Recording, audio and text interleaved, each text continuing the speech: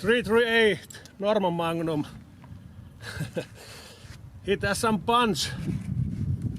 300 grain Sierran Match King bullets.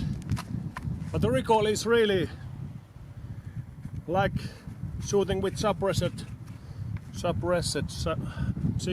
millimeter on 6.5 Creedmoor. And nice rifle. Nice rifle as it can be.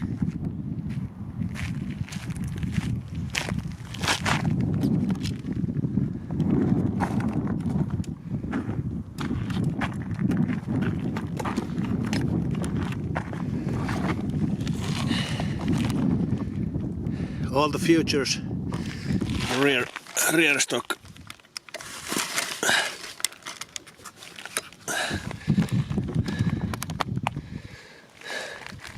You can change the length of pull from the one button and butt plate, and